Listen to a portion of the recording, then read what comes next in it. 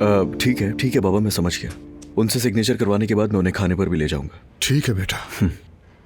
हाँ, एक बात बतानी थी, तुम्हारी बहन को तलाक हो गई है। ठीक है, शुक्र है। तुम्हारे चचा ने सब संभाला है, फिर आखिर उन दरिंदों से जान छूट गई। ठीक है, तो अब आगे क्या होगा बाबा? क्या मतलब? यानी मालूम है ना आपको, वो जो रूहान है वो आपा को पसंद है। अस्सलाम वालेकुम। वालेकुम अस्सलाम। आओ उमर। अभी बाबा ने बताया आपा का मसला हल हो गया आपकी वजह से। शुक्रिया। शुक्रिया की क्या बात है, वैसे ऐसा कुछ खास नहीं किया मैंने, बस एक बिगड़े हुए लड़के को उसकी औकात याद दिलाई है मैंने। वैसे एक अहम बात करनी है भाई। खैर होगी सब इंशाल्लाह। मैं वो होटल खरीदूंगा जिसे अजलान ने बेचा है, रेहान के साथ पार्टनरशिप कर रहा हूं। आप क्या मजाक तो नहीं कर रहे?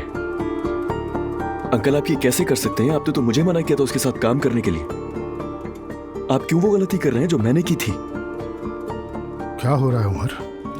जानता हूं आपकी बात बचा है, मगर इस वक्त यही करना पड़ेगा मुझे। आपको दुआ ने कहा है ना ये सब कुछ करने के लिए? दुआ ने? नहीं, दुआ से इसका कोई ताल्लुक नहीं, ये मेरा जाती फैसला है।